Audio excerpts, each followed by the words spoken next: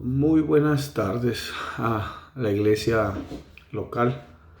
Quiero empezar en este tiempo que vamos a empezar un devocional que quisiera que la iglesia lo pudiera tener para que pudieran tener una devoción con Dios, pudieran tener una herramienta para que nuestras vidas puedan ser fortalecidas bajo la palabra de Dios, que es muy importante. La fe tiene como fundamento la palabra de Dios. No hay otro fundamento que no sea la palabra de Dios que sostenga nuestra fe. Es muy importante porque en este momento que pues se está viviendo un miedo, un temor, una nube de temor que ha venido a cubrir a la humanidad y la iglesia pues no está exenta de eso. Ha venido también a golpear a mucho pueblo de Dios y realmente es aquí donde nosotros tenemos que establecer o poner el escudo de la fe para poder nosotros apagar todos los dardos de fuego del maligno, como dice el apóstol Pablo. Y es muy importante que nuestra fe esté sustentada bajo la palabra de Dios, no bajo las circunstancias, no bajo los rumores, no sobre las cosas que escuchamos, que muchas veces nos llevan a nosotros a que nuestra alma empiece a turbarse, empiece a vivir en angustia. Y eso es algo que es muy importante en este tiempo, que no nos desviemos, que no sucumbamos ante este miedo que es real, como alguien me comentaba, es que la enfermedad es real. Y siempre que alguien a mí me dice que los cristianos debemos de ser realistas, yo digo amén a eso. Los cristianos debemos de ser realistas y así como nosotros decimos que la enfermedad es real, tenemos que decir que Dios es real. Y eso es ser realista.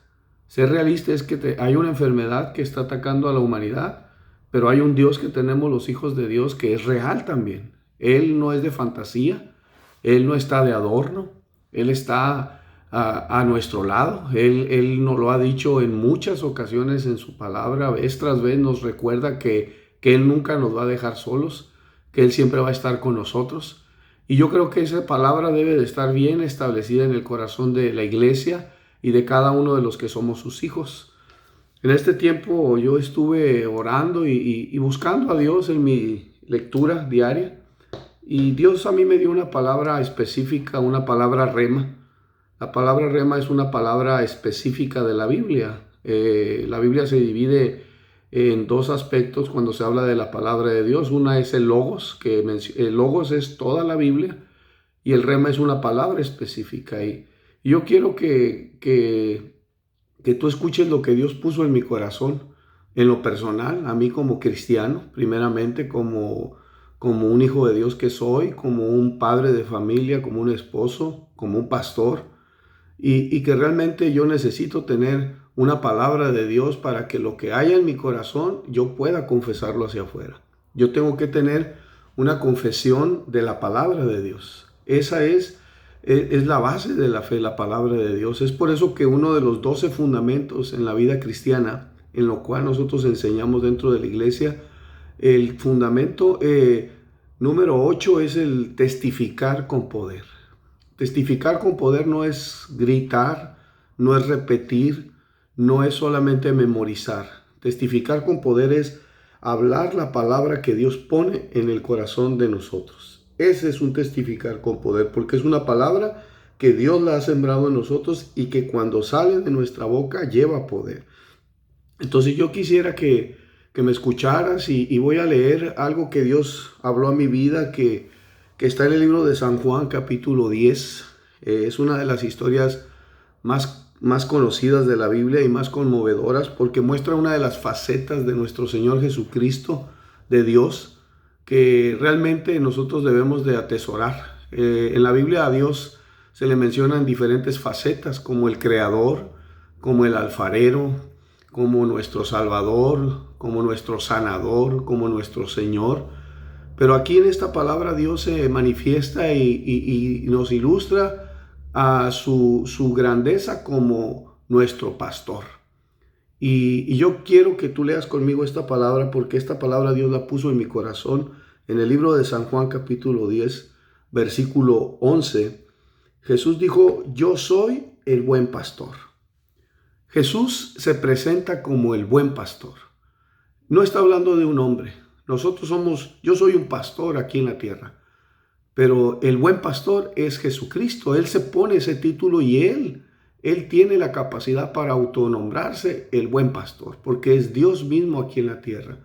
Y esa palabra a mí me trajo mucha paz, porque empecé a leer y lo que sigue a continuación y dice: el buen pastor, o sea, Jesucristo, su vida da por las ovejas.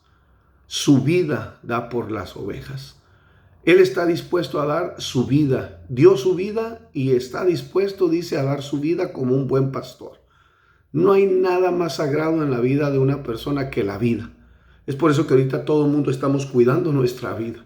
Ahorita no nos importan los carros, el dinero, no nos importa el cine, la diversión. Ahorita nos importa la vida. Ahora sí es cuando nosotros le estamos dando realmente un valor al regalo más grande que tenemos, que es la vida. Y esa vida que nos la dio Dios es un regalo que Dios nos ha dejado. Y aquí Jesús dice: yo soy el buen pastor. El buen pastor su vida da por las ovejas. Él da su vida por cada uno de los que somos sus ovejas. Y esta palabra a mí me sacudió, porque cuando seguí leyendo, es una palabra que yo por muchos años la he leído y la tengo en mi Biblia subrayada de diferentes formas. Pero lo que a mí me habló mucho y que me tocó mi corazón es el siguiente versículo, el versículo 12 de San Juan 10, que dice: mas el asalariado, y que no es el pastor, de quien no son propias las ovejas, ve venir al lobo y deja las ovejas y huye, y el lobo arrebata las ovejas y las dispersa. Jesucristo no es un asalariado. Él no está con nosotros porque nosotros le pagamos. Él es nuestro pastor porque nos ama. Eso me lo puso Dios en mi corazón en esta lectura. Dice: el asalariado, cuando ve venir al lobo, va a correr y nos va a dejar solos, dice. En este tiempo que estamos viviendo con una situación crítica, el lobo es la pandemia. Eso representa para una oveja. Cuando una oveja estaba cerca de un lobo, estaba corriendo peligro su vida. Y el lobo acechaba a la oveja. Y la oveja por sí sola no se puede defender sola. La oveja es torpe, es uno de los animales más torpes. Pero aquí la palabra dice que Jesucristo da su vida por las ovejas. Y Él establece y hace una separación. Dice: mas el que es asalariado y que no es el pastor, de quien no son propias las ovejas, ve venir al lobo, dice, y deja las ovejas y huye. Y el lobo arrebata las ovejas y las dispersa. ¿Sabes que nosotros no tenemos a un asalariado como pastor? Jesucristo es nuestro pastor. Yo no tengo a un pastor asalariado. Esa es la palabra que Dios me dio. Me dijo: yo no voy a huir, Miguel, en el momento que estás corriendo peligro. Yo no voy a dejarte solo. Y esta es la palabra que a mí me trajo paz en este tiempo. Que Dios me dijo, como te lo ha dicho a ti y que lo has leído muchas veces, pero para mí fue un rema en este momento, que Dios me dijo: yo te voy a cuidar del lobo. El lobo que quiere comer, que quiere matar, que quiere venir a dispersar, yo voy a estar contigo, porque yo no soy asalariado. Dice: así que el asalariado, en el versículo 13, huye porque es asalariado y no le importan las ovejas. ¿Sabes que tú y yo le importamos a Dios de una manera tremenda, que dio a su propio Hijo por nosotros? ¿Sabes que Él dio todo que realmente habla de su vida propia, la entregó? Y Él te dice en esta palabra que Él no te va a dejar solo cuando esté el lobo. Esta palabra a mí me trajo mucha paz, y es la palabra que yo he podido impartir en este tiempo a todas las personas que se me han acercado, que me han dicho: pastor, ¿qué piensas? ¿Es peligroso? Y yo digo: sí, sí es peligroso. ¿Es real? Sí, sí es real. Pero igual yo les digo, los cristianos somos realistas y tenemos a un Dios real.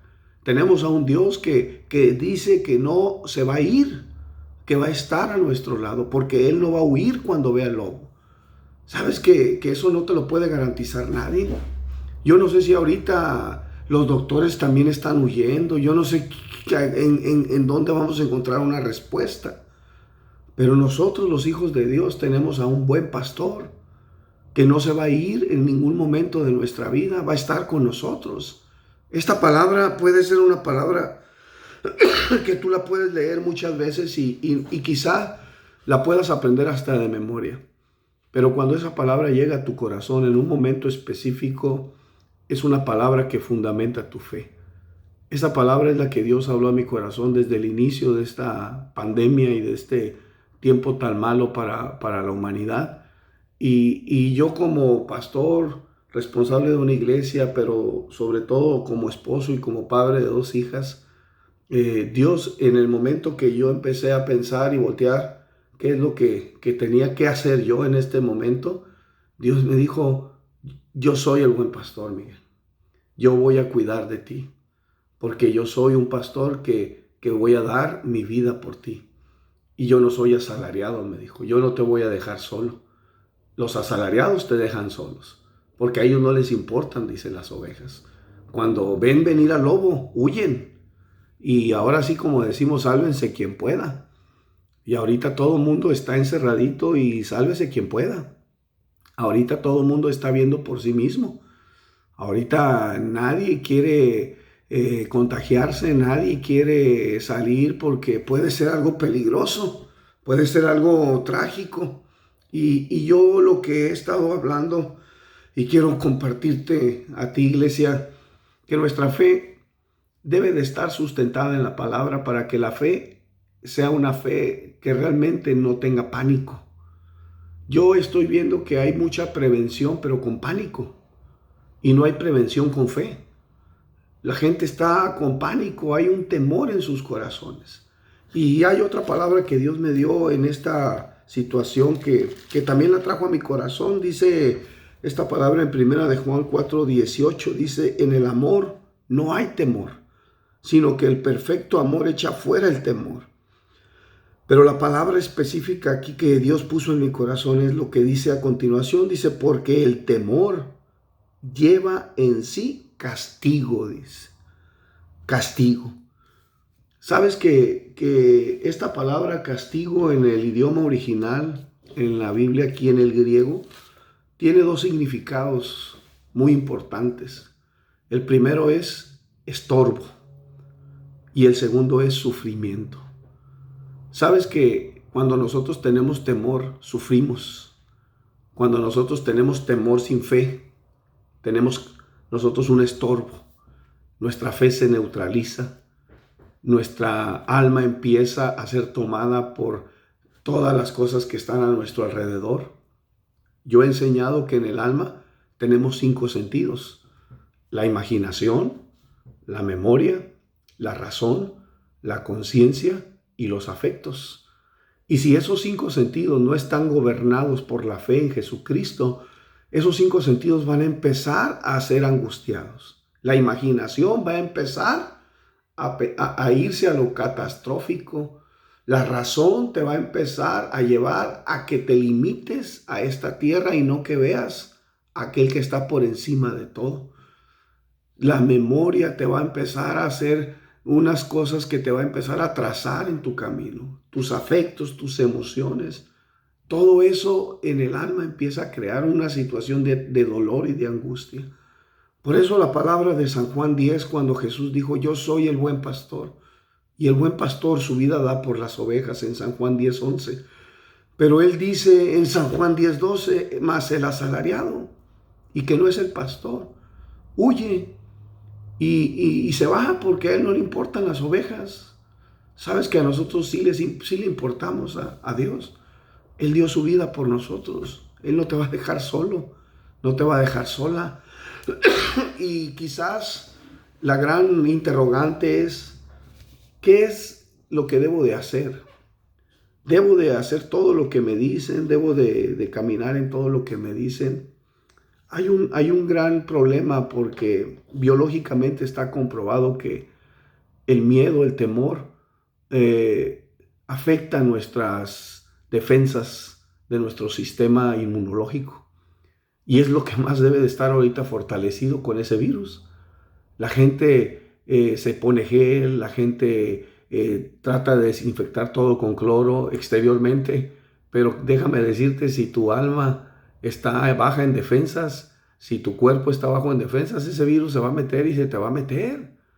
Es por eso que aún la ciencia dice que el miedo baja las defensas y el miedo nos hace a nosotros no estar preparados para poder enfrentar a un virus de enfermedad o a un virus de temor en nuestras vidas.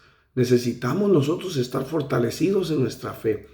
Y cuando uno es dirigido por el miedo y uno no es dirigido por el Espíritu Santo, pues nosotros vamos a ir por un camino equivocado, porque el miedo nos va a llevar a un camino que no es el camino que Dios tiene preparado para nosotros. El Espíritu Santo nos va a guiar a toda verdad. El miedo nos va a llevar a la confusión, nos va a llevar a la angustia, nos va a llevar a la desesperación, nos va a llevar al pánico, que es donde se está viviendo ahorita, un pánico. Y la iglesia está viviendo un pánico en muchos sentidos. Yo recuerdo muchas historias de la Biblia, como el pueblo de Israel cuando veían a Goliat, 40 días estuvieron con miedo. El pueblo de Israel cuando ya estaba a punto de entrar a la tierra prometida, tuvieron a los gigantes y tuvieron miedo.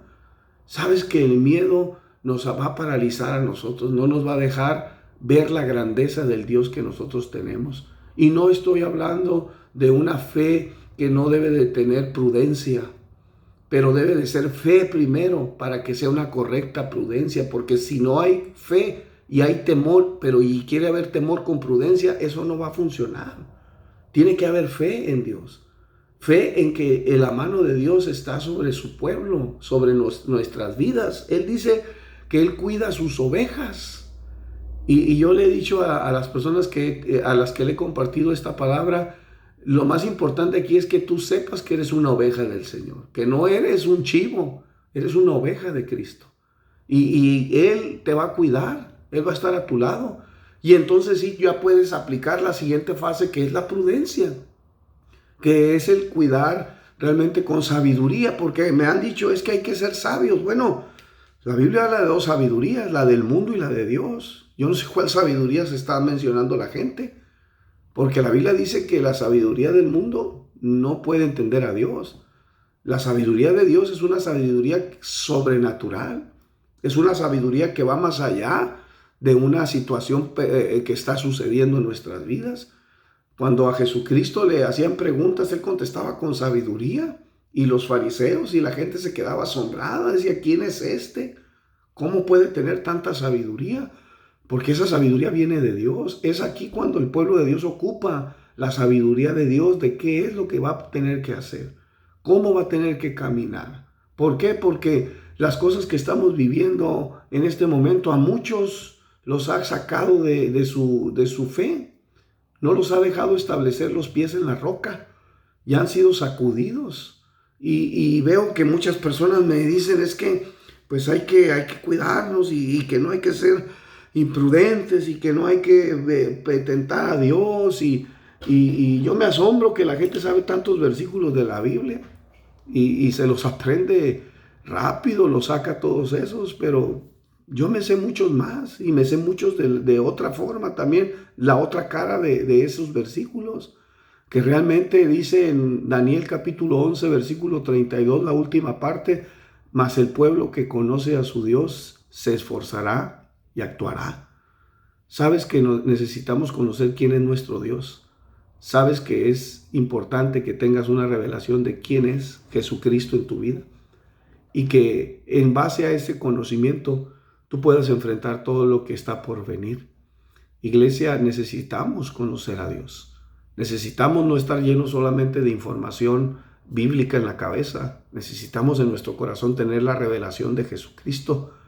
Dice David en uno de los salmos que Dios le inspiró por el Espíritu Santo, que para mí ha sido uno de los salmos o una de las palabras que ilustra esto que te voy a decir. Dice en el Salmo 16, versículo 8 y 9, A Jehová, dice, he puesto siempre delante de mí, porque está a mi diestra.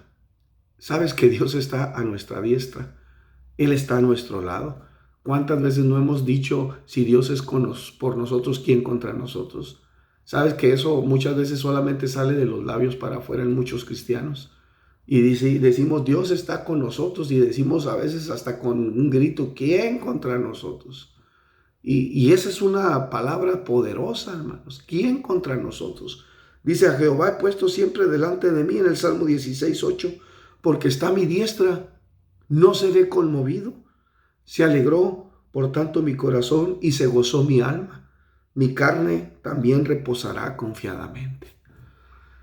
Sabes que el estar en tu casa es un tiempo en el cual tú debes de pedir a Dios que te revele quién es Él para ti. Que realmente ya que pase todo esto y que tú salgas de tu casa a hacer tu vida ordinaria, natural, no te olvides quién es Dios. Que realmente conozcas quién es tu Dios. Porque yo lo dije hace unas semanas, esto solamente es el principio, hermanos. Van a venir muchas otras cosas. Mira, yo les decía, el virus del coronavirus, pues se ha hablado tanto de que hay muy poca mortalidad en el porcentaje, son muy pocos, pues, de que se muere la gente, se muere de muchas otras cosas, las personas.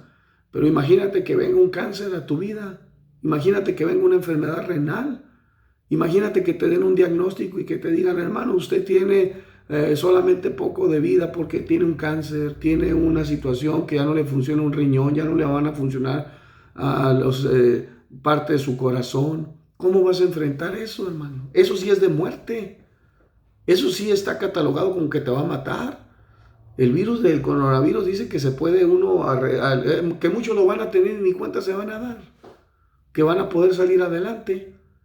Y en eso sí estamos con un miedo, y no digo que no debemos de cuidarnos, pero que digo que tenemos que entender quién es nuestro Dios. Dios es nuestro pastor. Y el devocional que voy a empezar a dar a la iglesia va a estar basado en el Salmo 23. Por eso quise comenzar con esta introducción. El Salmo 23 es uno de los salmos más preciosos de la Biblia. En esta época el salmo de moda es el 91. Yo quisiera hablarte de otro salmo que es el Salmo 23. Y voy a hablar las 16 perlas que hay en el Salmo 23. Cada perla que ahí vamos a encontrar, que es uno de los principios de ese salmo, que en cada principio que vamos a ir estudiando, vamos a verlo como una perla. La perla tiene un valor por sí solo, porque es perla, pero tiene un valor cuando tú la tomas y tú la descubres y la haces tuya.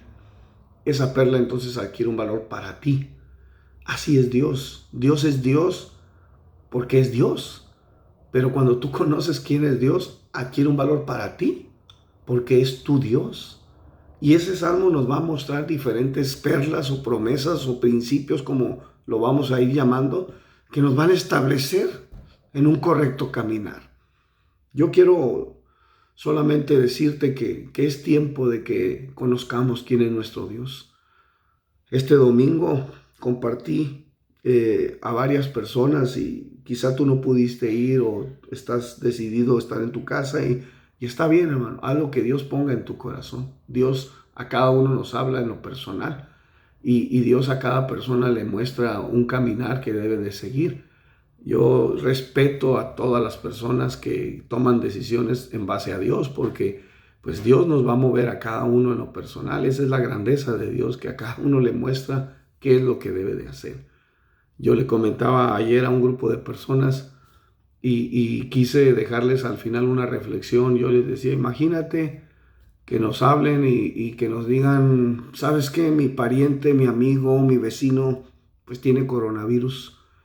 Sé que eres cristiano y vas a una iglesia, pudieras ir a orar por él. Yo les decía, ¿están preparados para eso, hermano?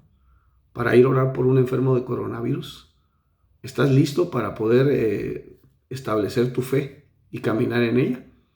¿O le vas a hablar a tu pastor y le vas a decir, pastor, fíjese que por allá mi vecino tiene coronavirus, ahí muérase usted. Sabes que Dios nos va a preparar para todo. Dios es un Dios tan grande que va a hacer tantas cosas en este tiempo. Y yo quiero compartirte 3 cosas que yo hablé el domingo, que debemos de estar pidiendo específicamente en este tiempo que vamos a tener oración, precisamente hoy en la tarde. Hay 3 cosas que yo le dije a la iglesia. Lo primero que debemos de pedir es misericordia, hermanos. Misericordia, porque no es nuestros cuidados, nuestras precauciones las que nos van a mantener vivos, hermanos. Los cristianos sabemos que es la misericordia de Dios. Sabes que mucha gente se va a morir en estos días por un infarto, por un derrame cerebral. Mucha gente se va a morir por otras causas y no por el coronavirus. Sabes que nosotros debemos de saber que debemos de tener paz y que la vida que nosotros tenemos es por la misericordia de Dios. Dice el libro de Lamentaciones en el capítulo 3, versículo 22 y 23, dice así: por la misericordia de Jehová no hemos sido consumidos, porque nunca decayeron sus misericordias. Nuevas son cada mañana. Grande es tu fidelidad. ¿Sabes que yo le pido a Dios, ten misericordia de mí, Señor? Si me quedo en mi casa o si salgo en mi casa, ten misericordia de mí, Señor. Porque por tu misericordia yo no voy a ser consumido. No es por mis cuidados, hermanos. No es porque yo tengo el control de las cosas. Es por la misericordia de Dios. Iglesia, hay que pedir misericordia para nosotros, para nuestras familias, para la ciudad de Mexicali, para el país de México y para toda la humanidad. Pidamos misericordia. Mucha gente está esperando una vacuna. Mucha gente está poniendo sus ojos en un resultado humano. Sabes que la misericordia de Dios es la que detiene la mortandad. Sabes que la misericordia de Dios es la que puede detener todo esto, hermanos. Pidamos a Dios que sea misericordioso con nosotros y podamos decirle: Señor, ten misericordia de nosotros. El Señor nos dijo cuando leímos la primera vez en 2 de Crónicas 6 del 18 en adelante, que si viniera una peste, que si viniera una mortandad y nosotros oráramos a Él y le pidiéramos misericordia, Él iba a escuchar esa oración. Pidamos misericordia, es lo primero que tenemos que hacer.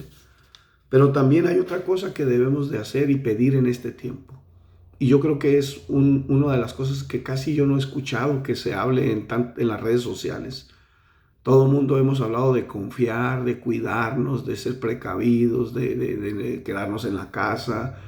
¿Y qué vamos a hacer en la casa, hermanos? ¿Qué estás haciendo en tu casa? ¿Estás viendo la televisión?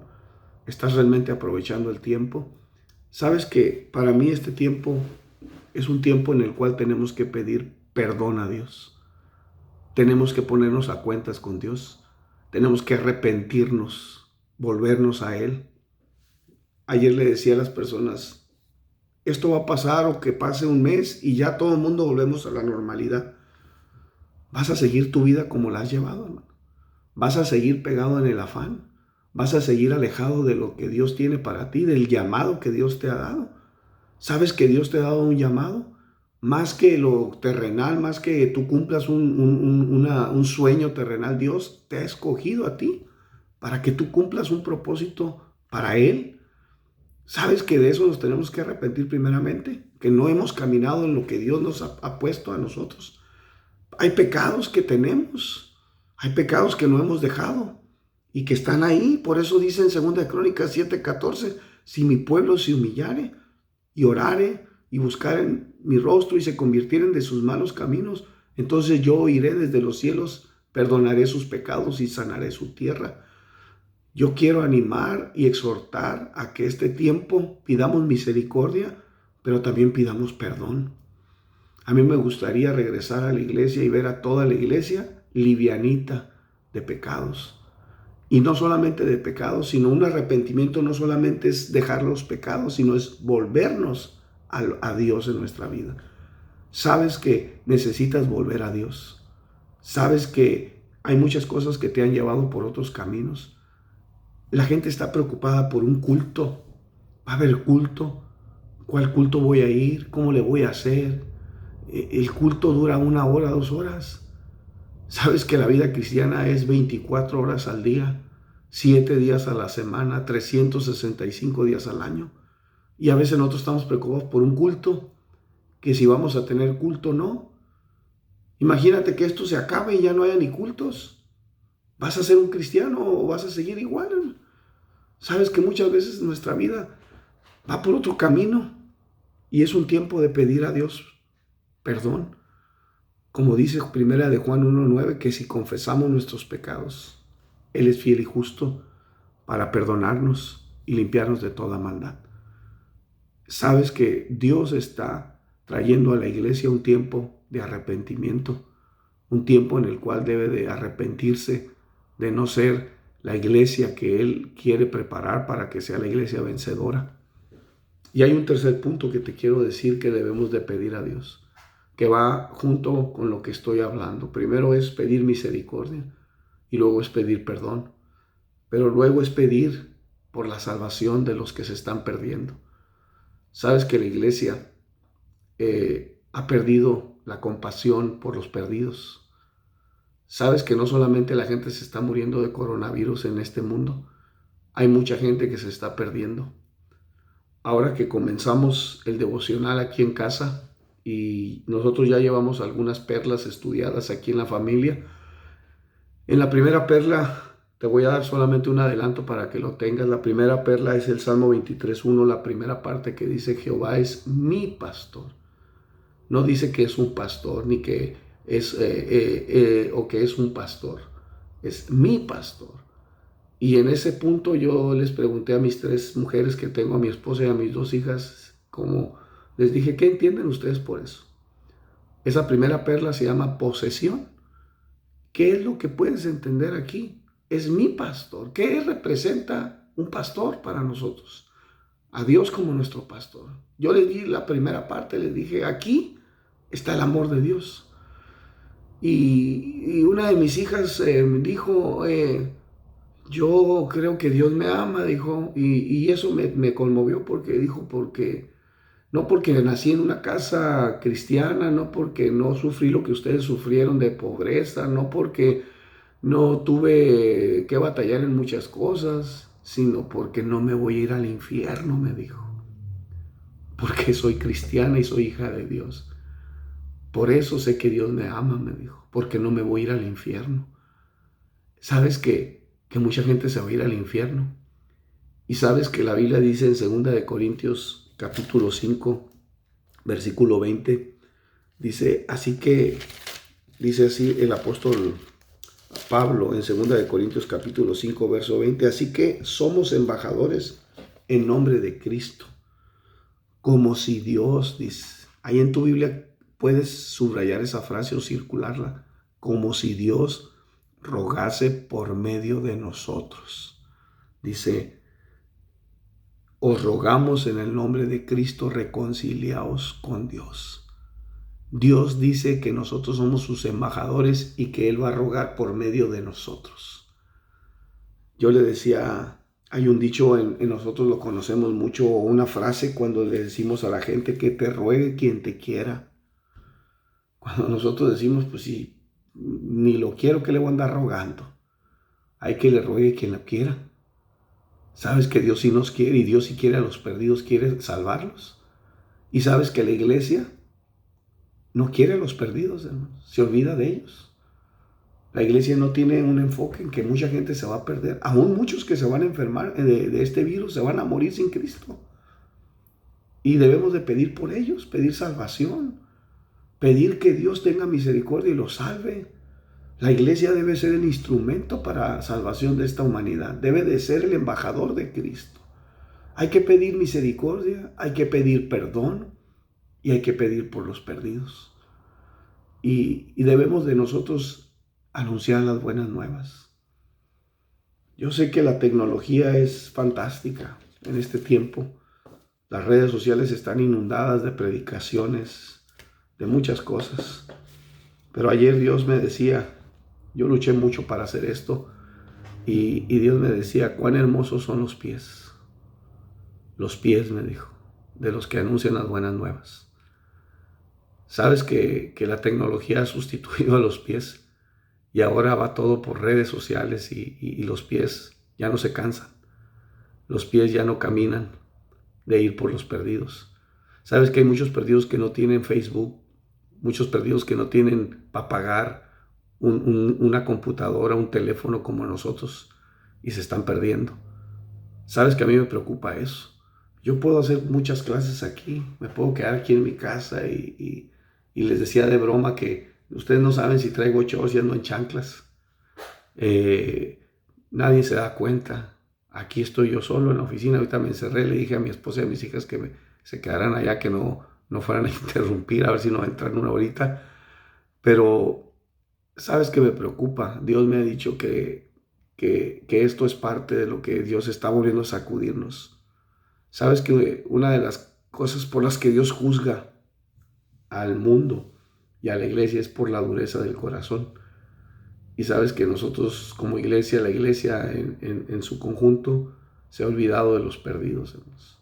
Ahorita nosotros estamos predicándole a nuestras iglesias, a la gente que ya son cristianos. Y qué bueno, porque es una parte muy importante. Yo siento que esa es nuestra responsabilidad, los que somos pastores. Debemos cuidar a la grey que Dios nos ha dado.